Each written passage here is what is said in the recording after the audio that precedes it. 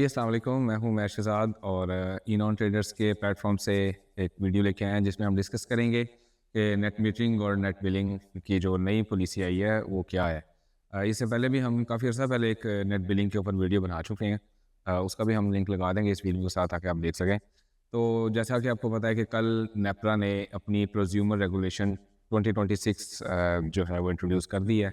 और कल से ऑनवर्ड्स मतलब 9 तारीख से 9 फरवरी से ऑनवर्ड्स नेट मीटरिंग का जो एक्ट था वो नल एंड वॉइड हो गया। अब नेट मीटरिंग नहीं हुआ करेगी, नेट बिलिंग चलेगी। सबसे पहले इसके अंदर कुछ चीज़ें हैं जो कन्फ्यूजन पैदा कर रही हैं, वो क्लियर कर देता हूँ कि जो एग्जिस्टिंग यूज़र्स हैं वो ये समझ रहे हैं कि हमारे पे ये पॉलिसी नहीं लगती और नए यूज़र्स पे ये पॉलिसी लगा करेगी, तो बिल्कुल ऐसा नहीं है।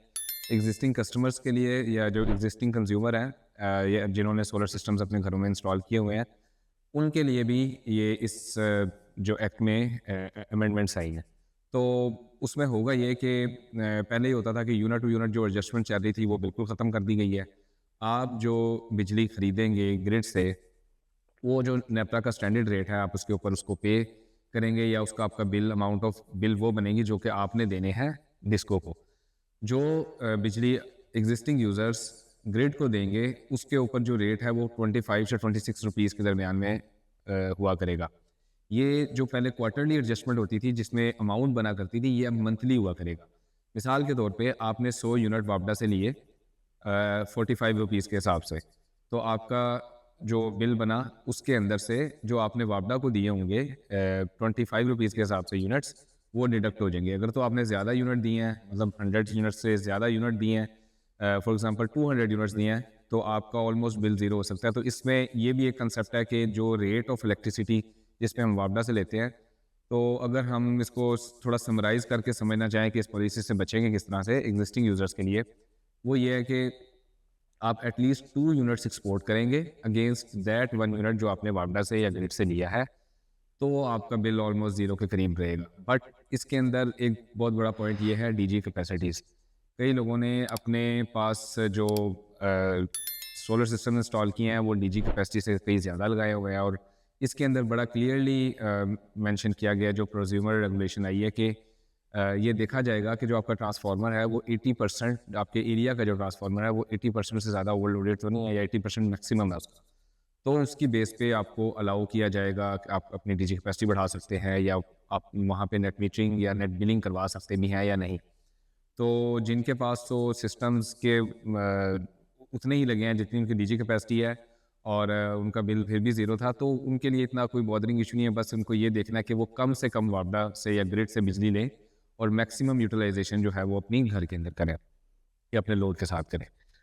दूसरा जो इसका पार्ट है वो उन लोगों के लिए जो अभी सोलर लगाना चाह रहे थे या जिन्होंने सोलर सिस्टम लगवाए हैं बट अभी नेट बिलिंग या नेट मीटरिंग नहीं करवा सके थे, तो उनके लिए ये है कि वो सेम उसी तरह से स्टैंडर्ड रेट पे ग्रिड से बिजली खरीदेंगे और जो बिजली वो सेल करेंगे ग्रिड को उसका जो रेट है वो तकरीबन 11 से 13 रुपए के दरमियान में है। इसमें नेपरा के ऑर्डिनेंस में ये लिखा है कि नेपरा हर महीने ये डिसाइड करेगा कि ये जो सेलिंग रेट है ये क्या होगा। इस वजह से उन्होंने इसको एक नाम दिया है एवरी एनर्जी परचेज प्राइस। तो एवरेज एनर्जी परचेज प्राइस एक डेटा की बेस पे डेवलप की जाएगी या सेट की जाएगी कि आपसे उन्होंने जो बिजली लेनी है वो हर महीने किस रेट पे, मे बी एक महीने में वो आपसे 12 रुपये पे ले रहे हो, अगले महीने वो आपसे 10 रुपये में ले रहे हो। तो ये भी इख्तियार जो है इस पॉलिसी के अंदर नेपरा के पास आ गया है।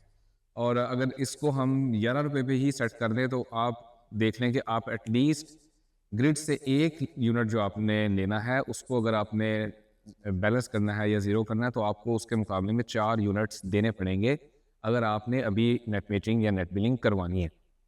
तो जिन लोगों के पास अभी सोलर सिस्टम्स लगे हैं, नेट मीटरिंग नहीं है, वो भी एग्जिस्टिंग यूज़र्स के नहीं अंदर नहीं आते हैं, वो न्यू यूज़र्स के अंदर ही आएंगे। और जिनके पास ऑलरेडी नेट मीटरिंग हुई हुई है उनकी भी यूनिट टू यूनिट एडजस्टमेंट नहीं होगी। तो आई होप कि इसके अंदर जो आपकी पॉलिसी की जो अंडरस्टैंडिंग है वो ठीक हो गई होगी। स्टिल अगर आपको कोई सवाल है तो आप कमेंट्स में लिख सकते हैं। बहुत शुक्रिया। अल्लाह हाफ़िज़।